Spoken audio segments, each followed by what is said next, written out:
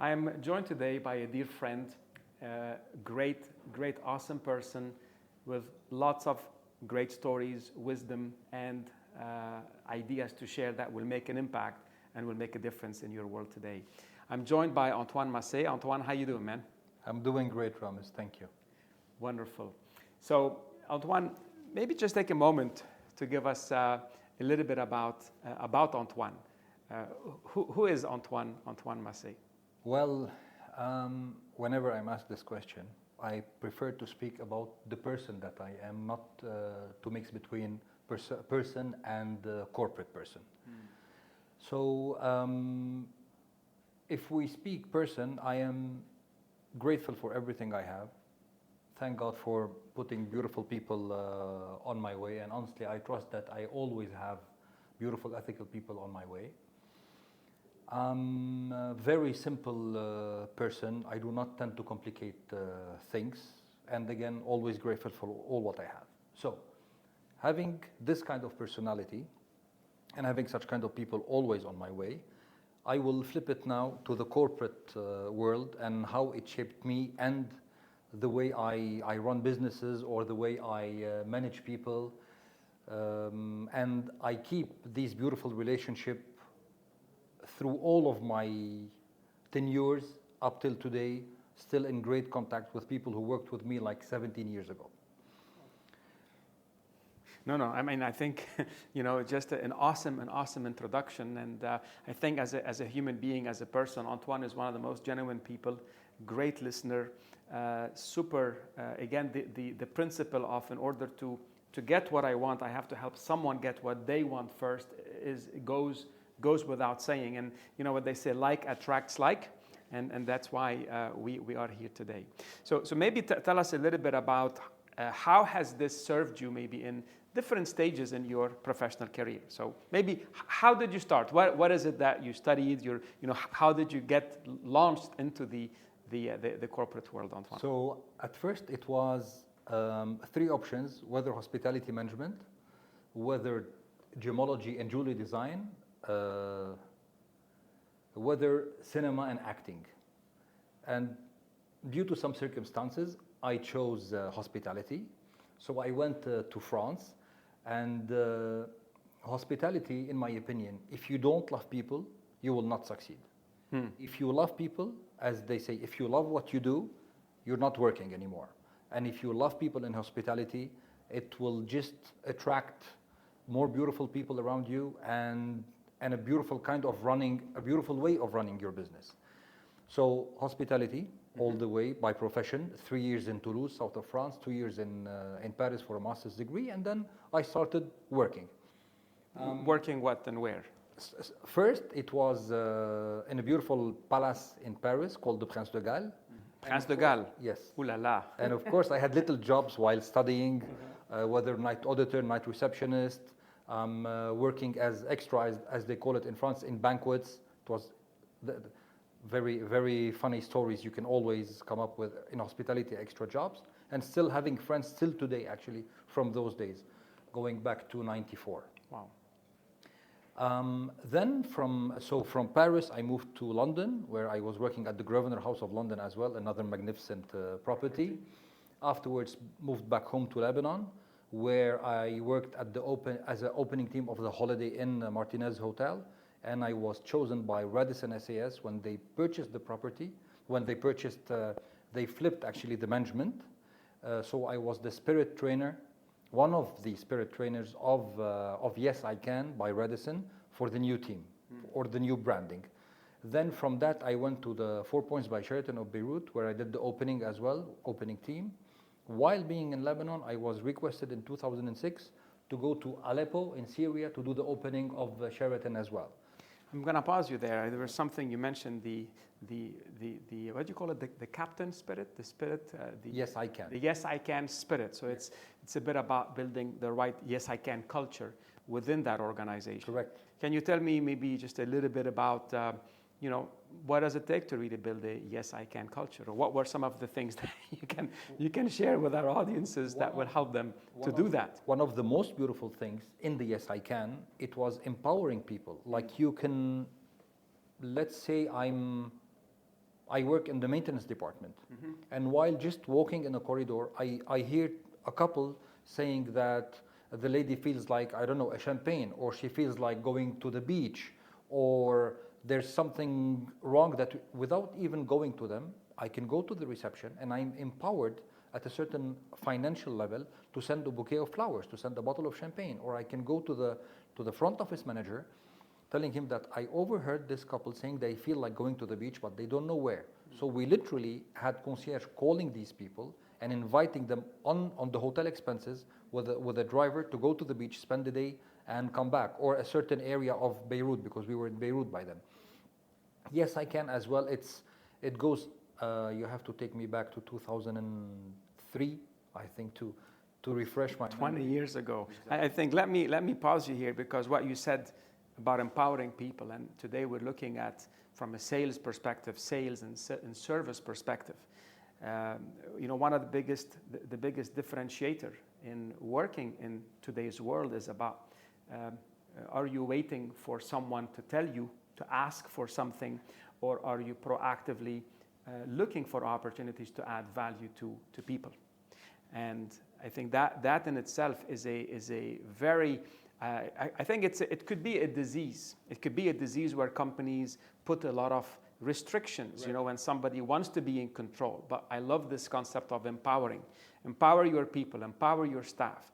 And maybe one of the questions is, how can you apply this principle of empowerment? And by the way, we know today research on motivation shows that if you really want to engage your staff, if you really want to motivate them, all what you got to do is just empower them Totally correct. to do certain things. Totally correct. Even to go into less bureaucracy, we created a grid of gifts or services that anyone can offer. So you had the grid. This is this kind of a case. You can offer this kind of a case, and it was. I think till today, Radisson still use it, and it's a beautiful thing. Yes, I can. And indeed, empowering people makes them feel they own the property. Amazing. So wonderful. I know that there'll be a lot of more stories coming up.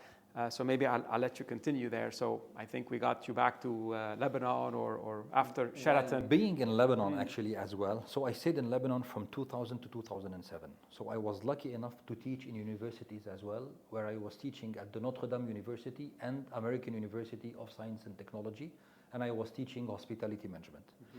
I was 25 only, and my students were about like 20. So till today, I still have lots of students that we are really great friends.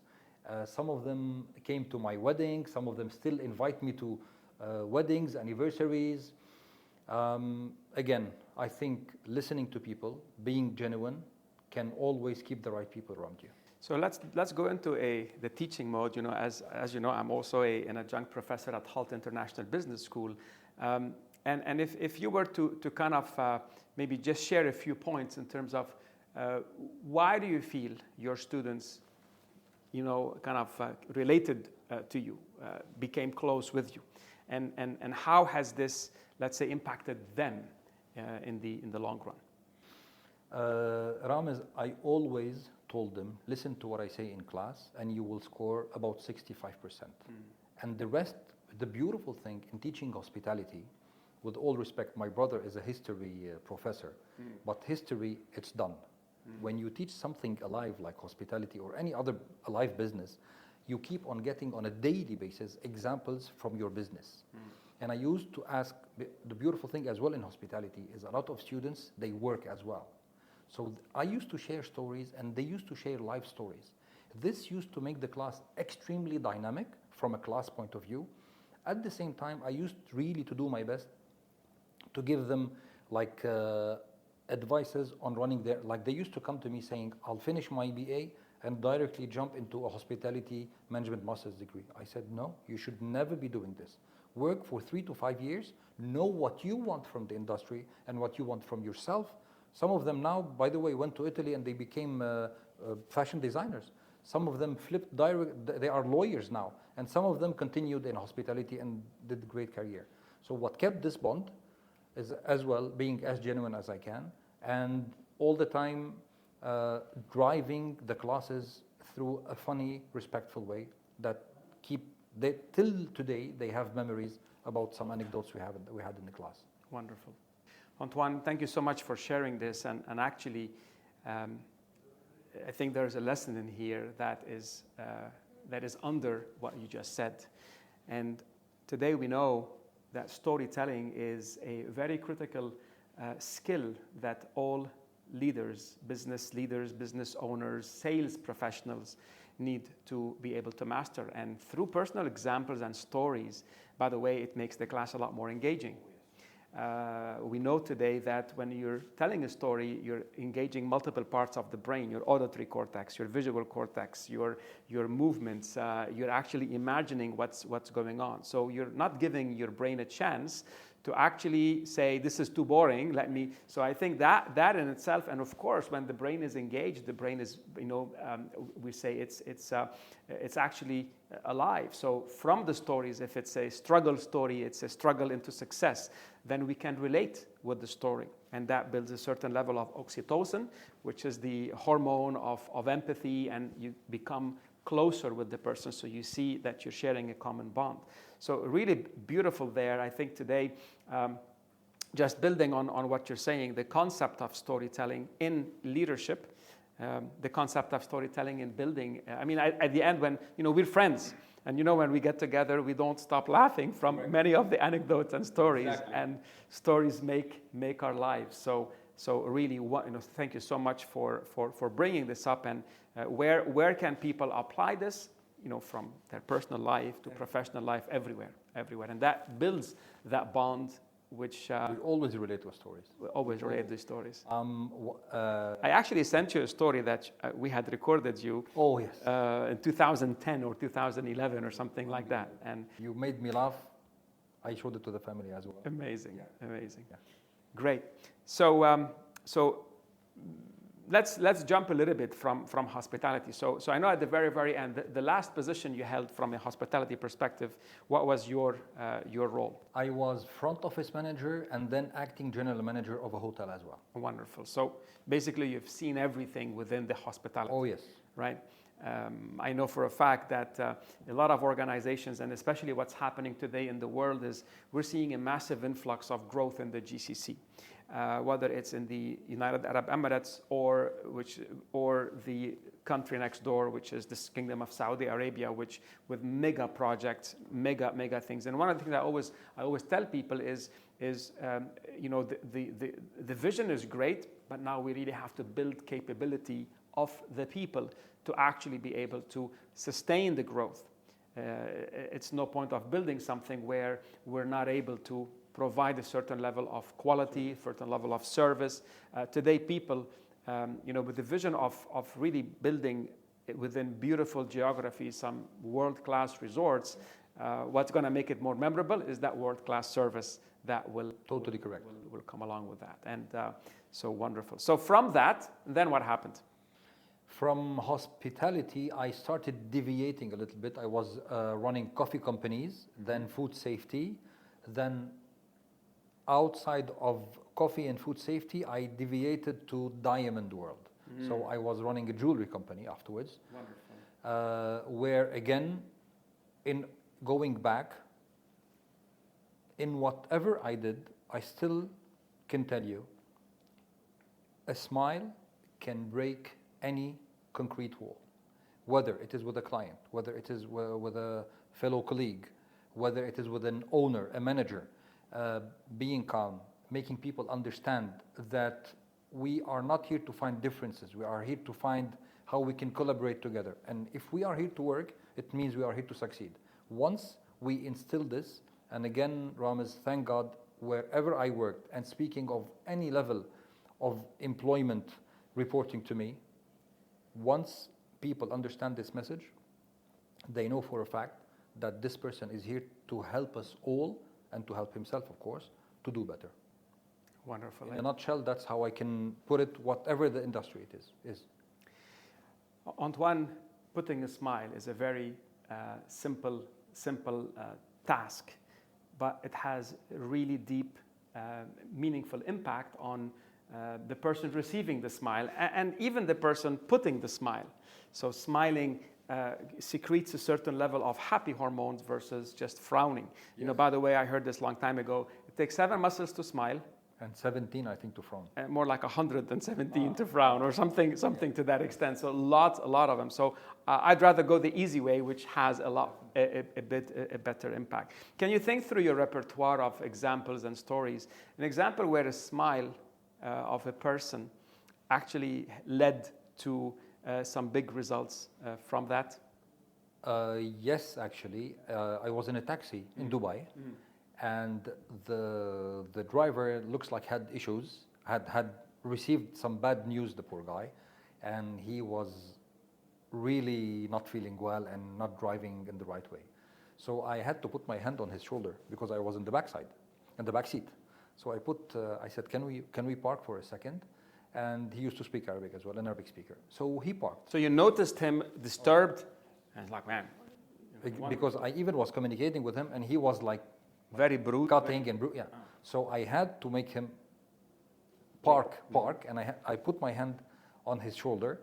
I said, can we have a little talk? So he looked at me. So when he looked at me, I started by smiling.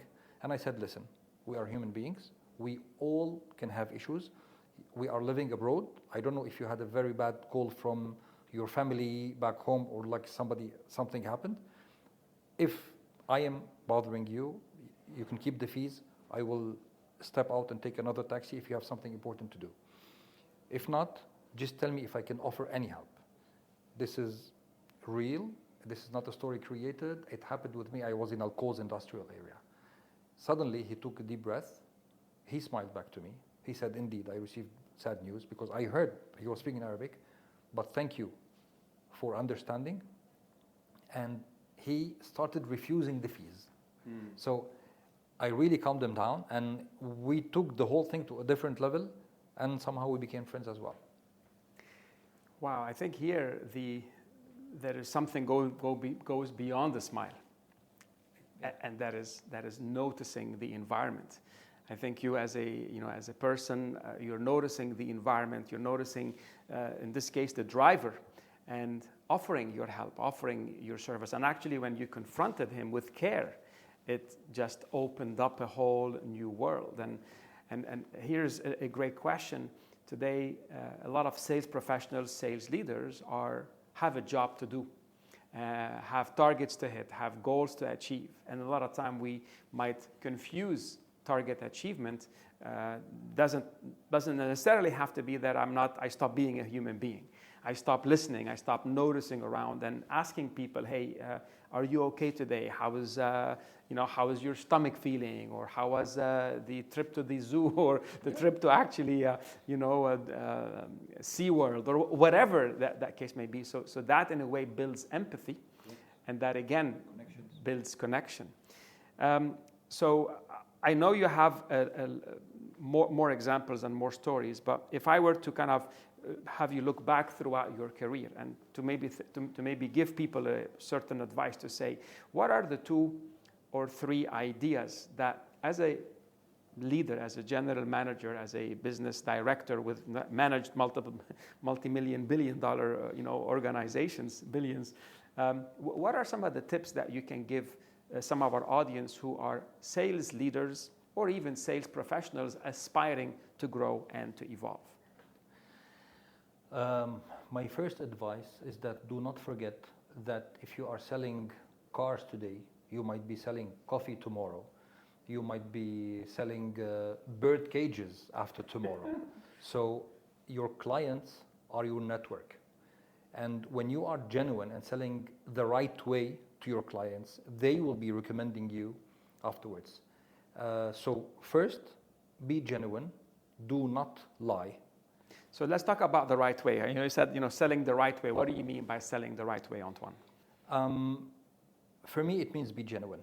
Be who you are. There is no need to fake. Yes, we have to speak great about our products, of course, or else if you are not convinced about your product, you will not be able to sell it. Correct.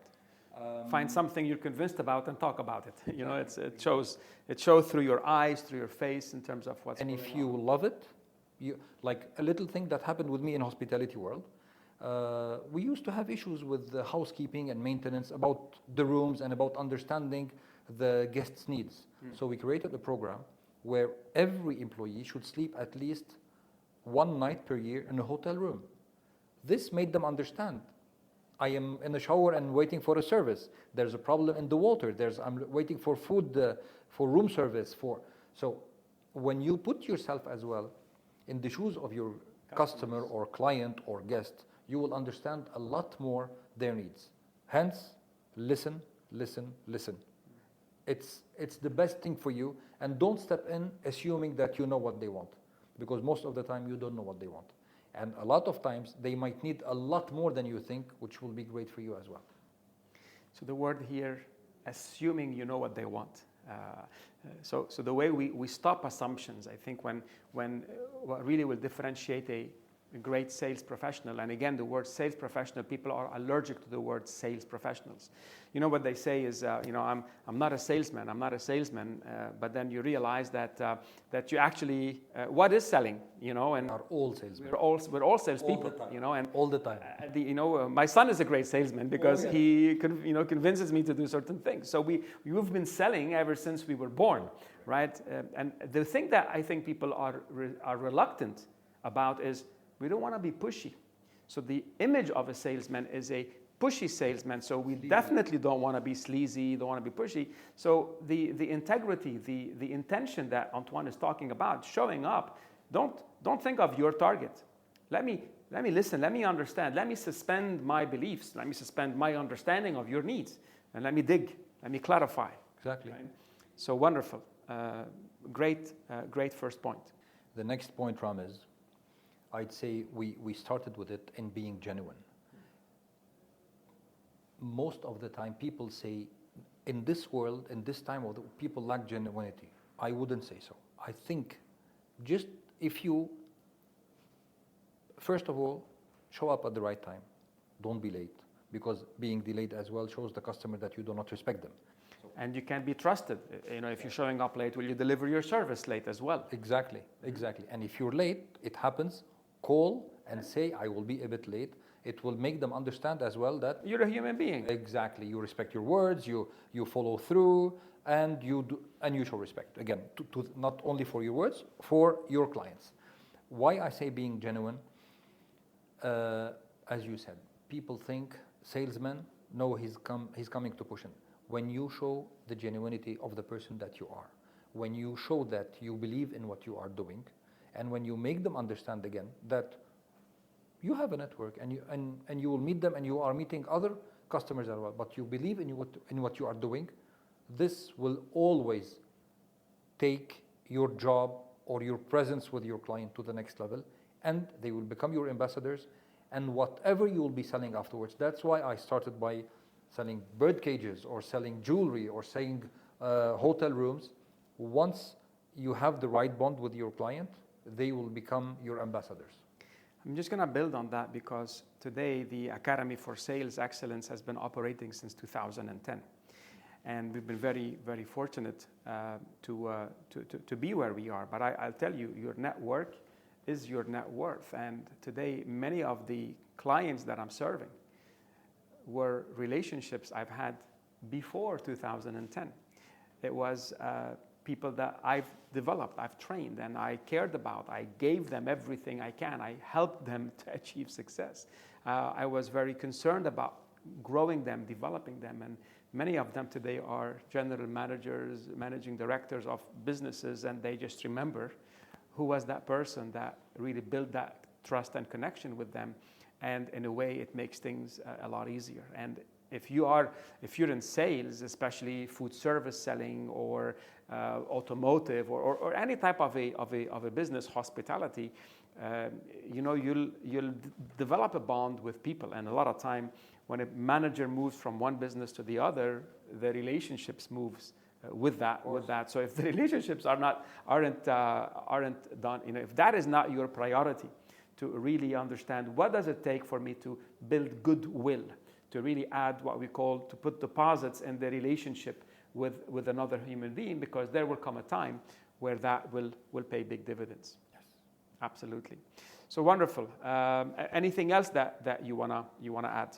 Never overpromise. Mm. This is, again, extremely important, and it will affect all of your relationship with your customers. One thing that I can say, whether you're a teacher or a salesperson or a manager or a father, walk the talk. If you promise, you deliver. And especially with somebody who's paying you money. The customer is paying money, and he or she is expecting to get back the goods or the products or the service. Never overpromise. On the contrary, promise a little and deliver more, exceed the expectations, but never overpromise. I'm going to shift into, so there was this never overpromise, and you were talking about it from a sales perspective, as a father, as a teacher, so as a leader, right? So let me talk a little bit on the leadership aspect. You've also led multiple different, multitudes of teams, whether it's hospitality, whether it's a direct sales force for the pest control, was it, or and the coffee as well, and working within the coffee. So you were covering the HoReCa channel. So your team is knocking the doors of hotels, of chefs, of baristas, of different prospects. So again, if you were to look at it from a leader's perspective, right? I'm gonna ask you I'm gonna put a twist on this question. As a leader, right? What have been some of the mistakes? It's a difficult question, but what have been some of the potential mistakes that you've made that could have been detrimental? And what did you do to actually turn things around from a leadership, from a leader of that division, of that business, of that situation that you were in? Thank you for that. And this really affect me from time to time, because being a people's person, sometimes you give more chances than you should, especially with salespeople. Sometimes you have great salespersons, but unfortunately they close the deal and they close the phone. So they close a big deal and they vanish because they want to celebrate the deal, which means they are lone wolves. They don't work as packs. When in reality, when you think about it, your sales, yes, you're doing a great job in making big deals and clocking or taking big commissions for yourself, yet this deal will never happen if the operation department and the admin department are not really fed well and in sync with you to deliver.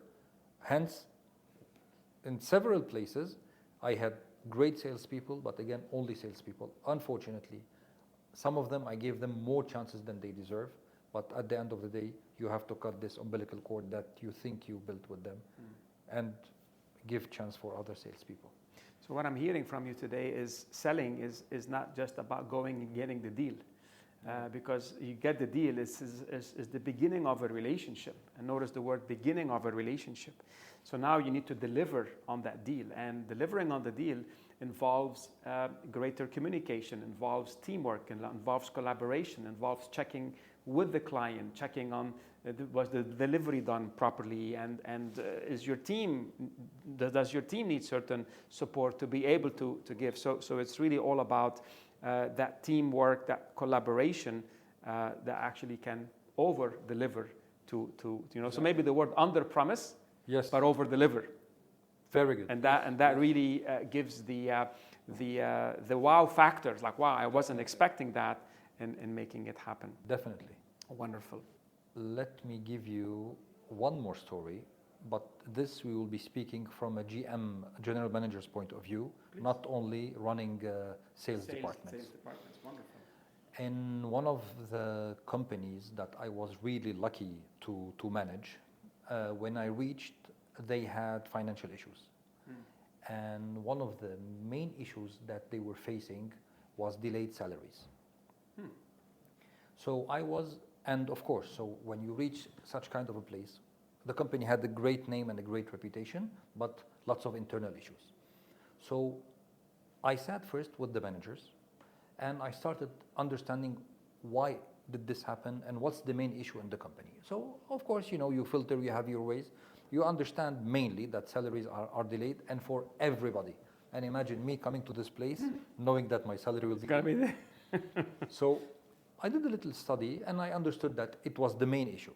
So I asked them, what is the smallest salary in this company? What was it? By then, it was 1,200 dirhams in UAE, in Dubai. That's fine. So I told them, what I see in this company, it's a beautiful wall made out of bricks. Every brick is a brick of 1,200 dirhams. I made people understand that from the smallest salary to the highest salary, my priority is to make sure that the salaries are secured before anything else in the company. I made the team understand that me working my best to sustain you will make us sustain your salaries, your families. I cannot say I played around this because at the end of the day, my salary was at stake as well. And thankfully, and thank God, after 6 months, the salaries were falling on time and we never had delayed afterwards. And what's beautiful about the story, Antoine, is, sometimes people might look at a new manager in terms of, okay, what is he about? Exactly. And why shall I change? Because again, I'm not getting my salary on time.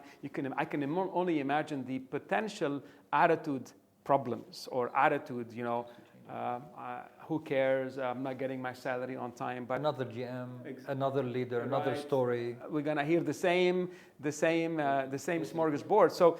But here, I think the message is, when you let someone know that, okay, I'm all about you, right? If you are not delivering your expected outcomes, if you're not working at the right level, well, how do you expect the company to give you what you're doing? And part of the question today is I can imagine some companies might fall into bad habits. Yes. And it's not one bad thing you do that will make a salary, be late, but it's many small things that you miss repeatedly. That the details, they say successful failures lies in the details, and it's that ability to make someone realize. We spoke a bit about empowerment. Are you waiting for me as a manager to come and observe what you're doing so that you end up doing it, or are you empowered enough? Are you realizing if you don't do X, Y, Z, how is that going to impact the overall results? That one customer, of course, is impacting our reputation, and our reputation impacts future sales and the ones after, and even the existing sales. And the salaries hence. So really linking it. So I love this. One of the quotes that I learned long time ago is, if you're gonna push people, let them know in advance that you're pushing them for their own good. Very good one. It's just like, I'm being tough on you, but it's not for me. I mean, I am what I am. So I remember coming into Unilever Food Solutions many years ago, and people saying, well, why you have that head of sales role, not me? I've been here for the last, 5 years. Why you? And it's like, what? The thing is, I didn't make that decision. Someone else did. And if I were to be sincere, not to, I would say, make someone feel bad, but they didn't see that you had what it takes. And you can either accept it and then ask yourself the question, well, who must I become? What must I learn, do, become, so that at the next opportunity, I have a better shot? Yes. Because I'm not going to promote you. Who's going to promote you? You. What you do or not do is going to tell a story about who you are, who you're being, and are you worthy of that next role? So what comes first, chicken or the egg? Do I get promoted to do a good job, or I better do a good job to get promoted? So again, that really goes back to these basic fundamentals. Wonderful. Okay, so we spoke a little bit about selling, a little bit about I think that the mindset. Let's talk a bit about service. And I know from hospitality, this has a special place in your heart. So if I were to ask you today, many companies talk about this thing called customer journey and multitudes of touch points, right? From your perspective, Antoine, what are some of the basic fundamentals that need to be in place in order for a company to be able to live up to its expectation and its mission, vision, values as it comes to life in the way the customer is moving, traversing that experience. To start with, Ramez, again, no matter what you do, what kind of a business you run, you have to be customer centric. At the end of the day, you live for the customer and you live through the customer. So let's talk a bit about this customer centricity. What does really customer centricity mean, Antoine? First, if you claim to deliver a service, make sure you deliver it to the fullest. To be able to deliver the service, you need to listen to your customers. A very simple thing that happened with me today, I told you I had to call the clinic to drive my daughter. I called and the lady started assuming. I was like, please listen to me, ma'am. It is not for me, it is for my daughter. Then she started assuming something else. So I had again to, ma'am, just please listen to me. I explained the case and I said, I'd like to meet this doctor specifically.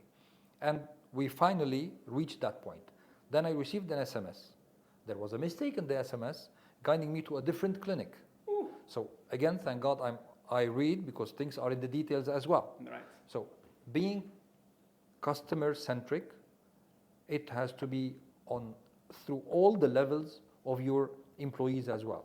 So you need to embed this kind of spirit, of culture. Again, no matter what you sell, no matter what you deliver, put your customer in the center. And I had to go to visit somebody, a company, a couple of weeks ago. The way to reach them, and you call, and they start giving you directions and sending you. When another company, and I will show it to you when we finish, a dentist place, they opened, and they know it's a bit, it's in Business Bay. And you know, you have some terms to go around. They created a WhatsApp movie of 1 minute, 0.6 seconds, where it guides you from the highway to their building, to even which floor to park, where to validate your ticket, and which elevator to take. And that's really cool. Putting the customer in the center. What does this do? The least issues you have for your customer, the more he or she feels that they are in the right place. Right. I mean, again, it's all about these little touch points that make the customer feel that they're being cared about. So what else? Actually, the less you feel you're being cared about, the more it is. Why? Because when one day you compare between different places, you say to yourself, oh my God, in that place, I never had to ask for an SMS. I never had to ask for this. And this what makes the whole difference. Sometimes your customers do not feel it unless they try something else. This is why when you're delivering top notch, nobody will beat you. I love this. When you train your clients, when you, I would say, in Arabic, تعودهم شو يعني? Accustomed. When you accustom, exactly. When you build this habit, build this habitual way of delivering a service, and they can't feel it. But then it's only when it's gone that they actually would say, no, I prefer to go back to where I was, you know. And this is actually the story of our lives, you know, with many things. We only realize how good something was when we miss it. Absolutely. Great. So again, I go back to being customer centric, and what else? So being 2 steps ahead, 3 steps ahead, making sure that you're giving this full attention. I would say stealth mode. So it's happening in the back. You know, I can see a duck on the going on the. But beneath it, there's an engine happening. Like a theater, you're seeing 5 people in front of you. Like any hotel, right? You see the cleanliness, the beauty. In the back area of a hotel, it's a beehive. Right. So the same. Another thing that I can add, consistency / perseverance. These two, they always have to go hand in hand. Again, sales, it is definitely about consistency. You can never, because you stop consistency, you lose most of what you're delivering. Perseverance as well. Why perseverance? Now we're speaking about you as a salesperson. You have to be perseverant, and we all know it. Yes, talent is great, but they say again, the more you get into it, the better you will bring out of it. Consistency and perseverance. Wonderful. Wonderful. So thanks a lot, Antoine, for this. Antoine, just kind of some final thoughts. We live in a very fast-moving world. You know, less than a year ago, there's this thing called ChatGPT that was created, and it kind of really accelerated the rate of change, and it has accelerated a lot of, I guess, what is possible in terms of engaging with clients.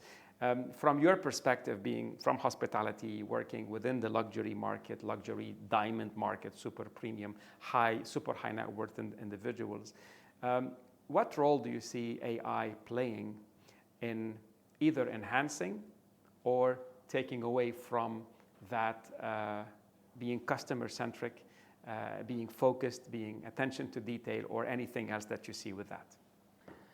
I have two answers for you. Okay. The first one, I think at least in the coming 50 years, because we don't know where technology will take us, nothing will beat human relations. Nothing. It is all built on human relations.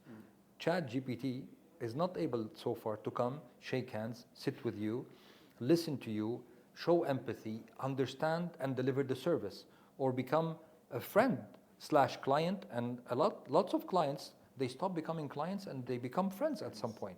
So I don't think for the coming 50 years, this will replace us. Right. Yet AI is magnificent when you believe in numbers. At school, I used to be somebody who hates math. Then, Me too. then I started, and in hospitality at Sheraton as well, and thanked them for that, they made me a Six Sigma Green Belt, where I understood that numbers can speak and can tell you stories as well. So we can use technology first you need to feed them the right data, and then use technology to get out the right reports, the way to the market, and this can help you a lot in selling the right product, solutions, going to the right customers as well, because a lot of time you lose time on customers that might not even be the right lead for you. I'm gonna tell you, they say knowledge is potential power.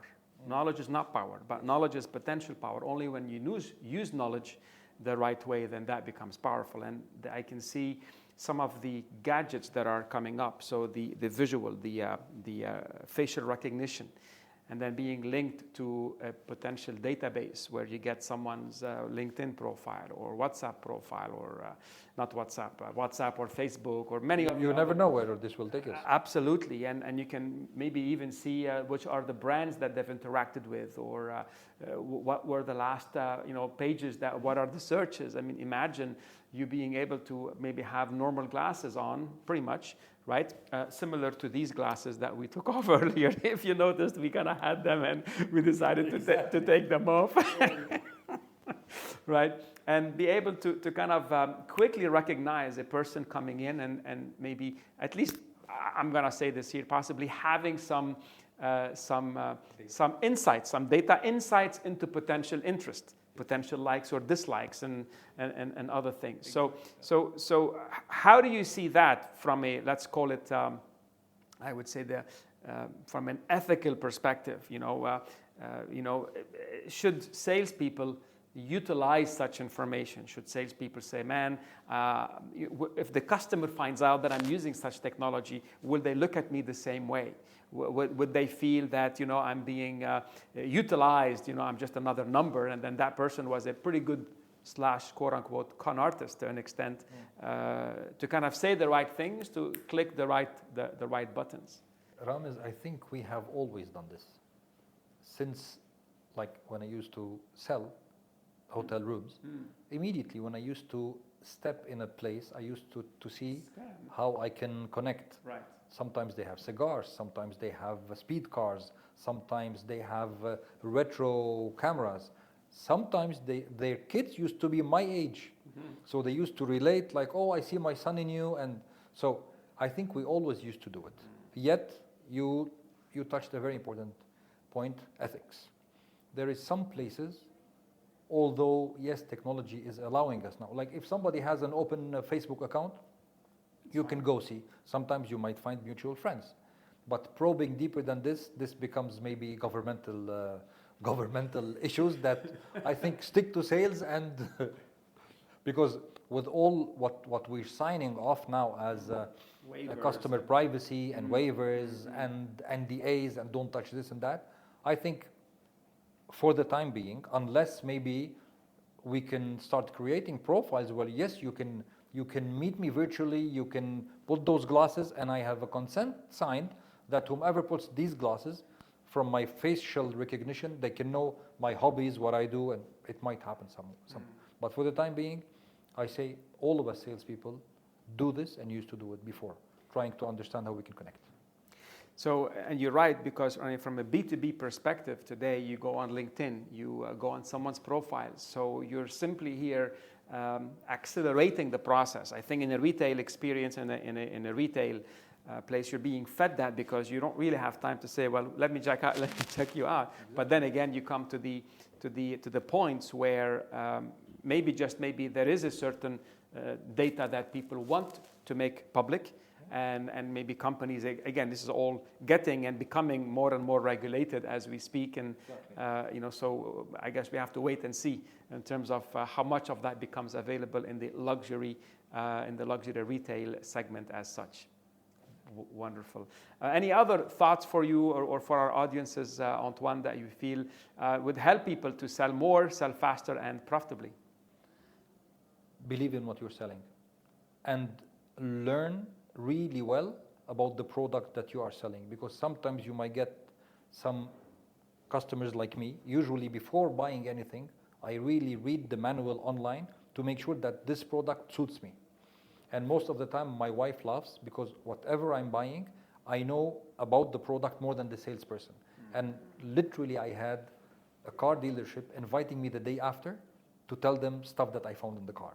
So it should never happen. To tell them what? Stuff. Options that the car does that they did not know. Oh, wow. It happened to me here in Dubai, actually.